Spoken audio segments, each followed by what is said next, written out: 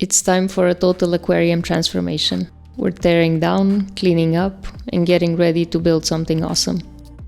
A dragonstone arch, and this will completely change the tank.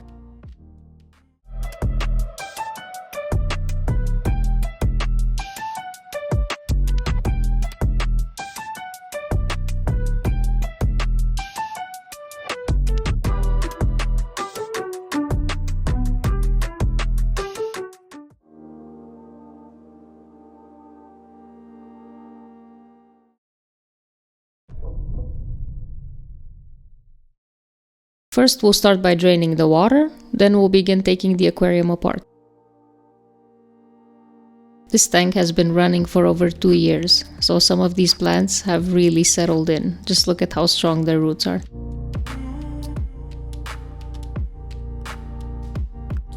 In terms of hardscape, we only have some dragonstone in here and a few of these shrimp tubes where the amanos like to hide. I keep tapping on these stones just to make sure that there's no fish or snails on them.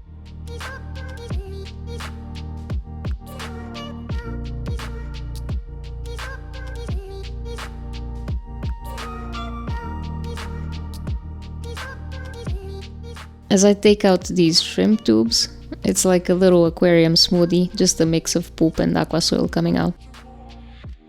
The snails need to come out as well. As you can see, the smaller they are, it's like the more stubborn they are, really sticking to the glass.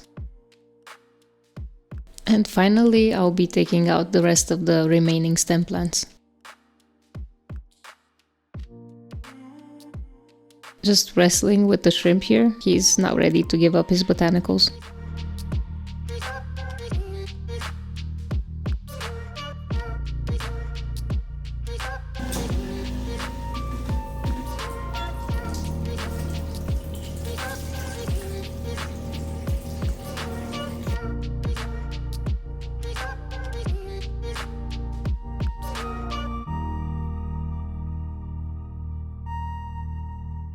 Now that the water is really low, it's time to get the fish out. I was planning to use the 2-net method, but it didn't quite go as planned.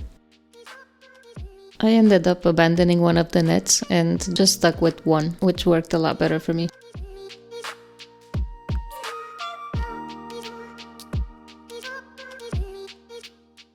In the meantime, we set up a filter in our quarantine tank and had that one running to be able to move the fish and the shrimp in here safely until their new home is ready.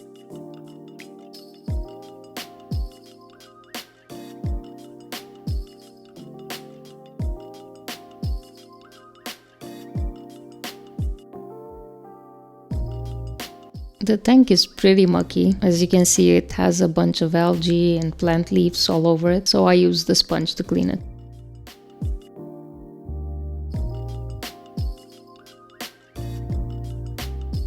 I'm stirring up the aqua soil to create this lovely cloud of poop, basically. We want to get as much of it out as possible while we drain the tank, and the reason we're doing this is because we are planning to reuse the aqua soil, so I just want to clean it a little bit.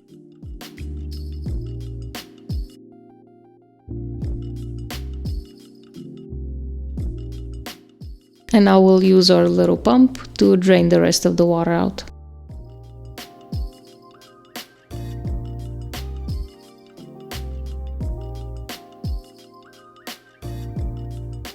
The water got too low for the pump to keep up, so I just went old school and kept draining with the hose.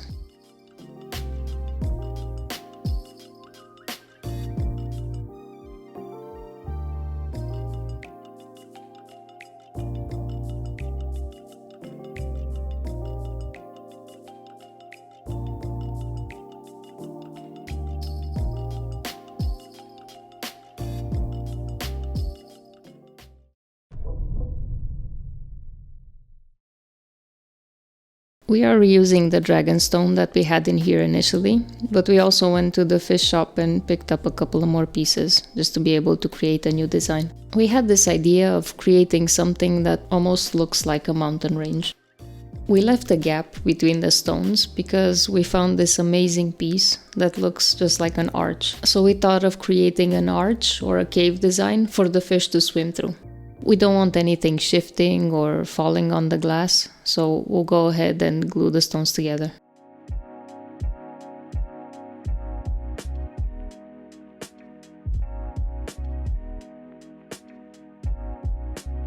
For gluing the stones, we're using our trusty combo, good old toilet paper and cyanoacrylate glue.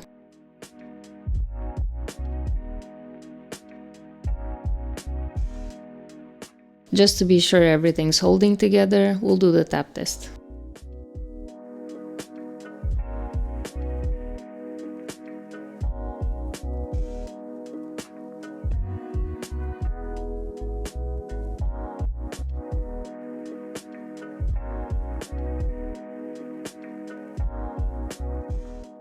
And now we're going to glue the arch to the stones on both sides to keep it nice and secure.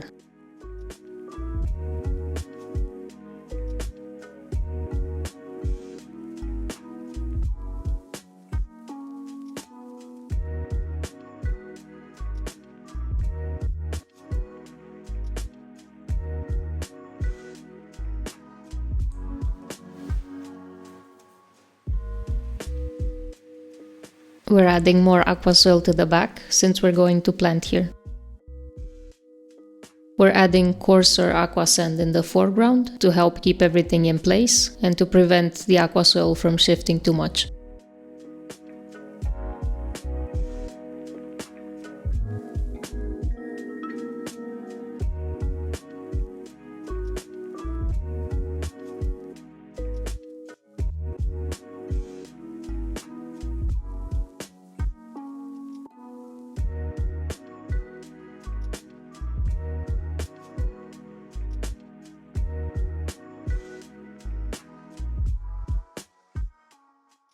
We're also adding a layer of this finer aqua sand, which looks way better. This will be our decorative sand layer. You can see that the sand's color really blends in with the stones, and we thought this would give it a nice desert-like feel. Dragon stones have lots of holes where sand gets trapped, so I use a brush to clean them. The foreground looks a little bit too tidy now, so we'll need to add a few detailed stones for texture and a more natural effect.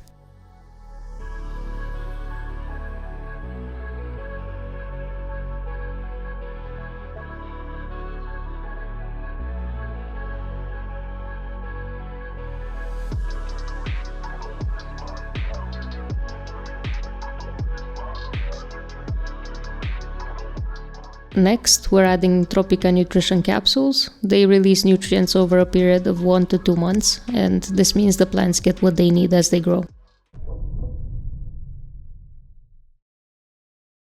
When it comes to plants, we want to be practical, so all of the Anubias and Liminophila plants we took out, those will make a comeback, so no plant goes to waste.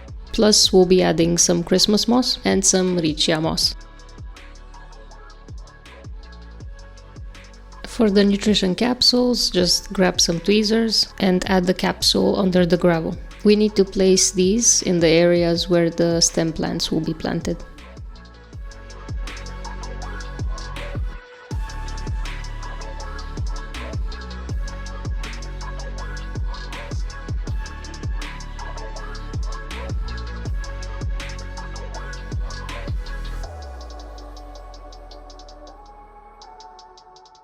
Moss is even easier, just glue it right onto the dragonstone. Just make sure you're using cyanoacrylate glue, but you can find this in most fish shops. It shouldn't be a problem to source.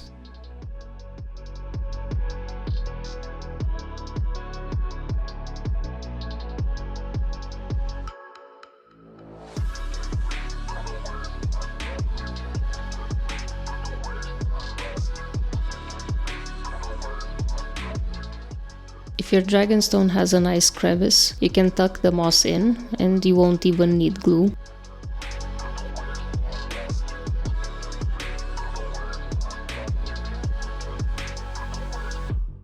Next, we'll add the Anubias plant. This one doesn't need to be planted in soil. It's an epiphyte plant, which means it grows on surfaces like rocks or wood.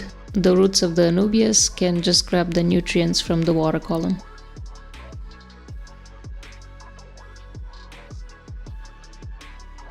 As you add your plants to the design, remember to keep them hydrated, especially if you're doing a more complicated scape that takes a lot of time.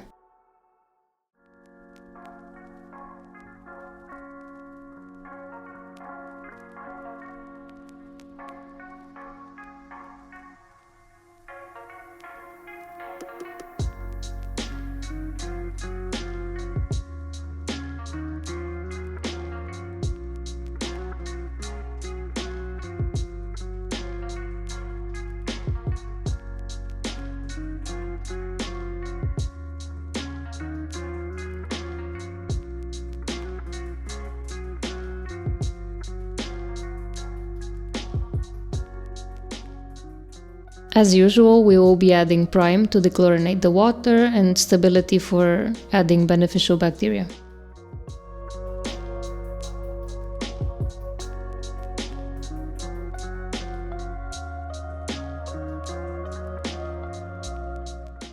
Next up, we'll add some more plants to the background. Liminophylla is a fantastic choice if you're aiming for rapid growth. And even if your aquarium lighting isn't top-notch, which, let's be honest, in our case it isn't, this plant will thrive. Liminophylla does great in medium to low lighting conditions, and it's easy to care for because it doesn't require CO2, making it perfect for the setup.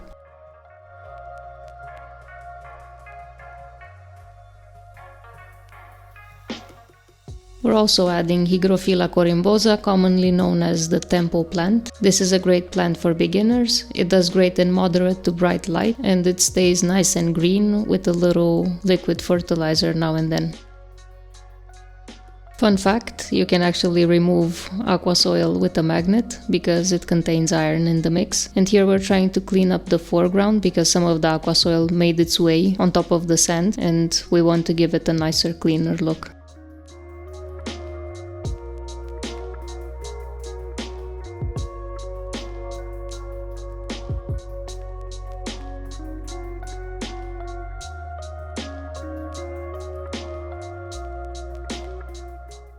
We're adding the APT3 fertilizer, which is perfect for tanks with more plants than fish. If you're interested in any of these products that we're using, just drop a comment and we'll happily share the links with you.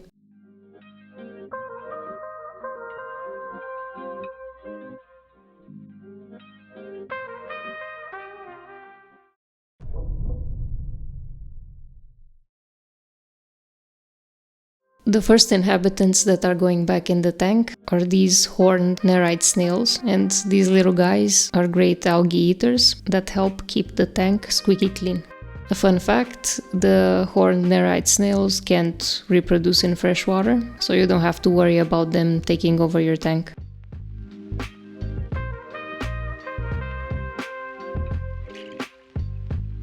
Next up we got our neon tetras and autosynclus. The neon tetras are small and colorful, and the autosynclus are hard-working algae eaters, and along with their amano shrimp friends here, they're great at keeping the tank clean.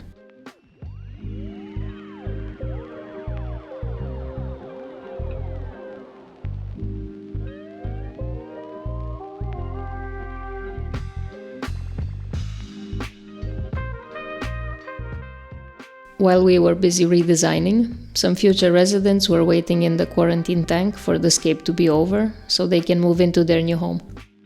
And here they are. Coming in we have albino corridoras, little bottom dwellers that love to clean up, and cardinal tetras, which are tiny but flashy fish, very similar to the neon tetras and just as peaceful.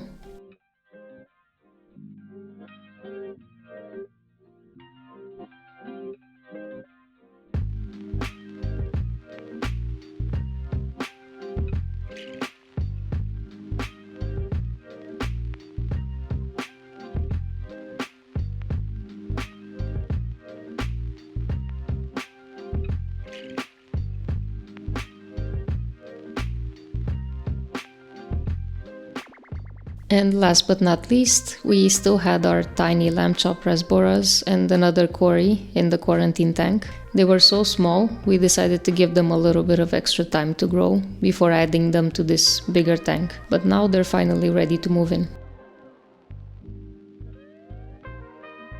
These little guys were actually sold to us as exclamation point rasboras, but after a closer look we realized they're actually lamb chop rasboras. And you can see that they like to stick to the middle and upper part of the tank, and also they seem to enjoy the flow a little bit. Before we wrap up, I'll take a break from talking and I'll leave you with a few cinematic shots of these beautiful fish.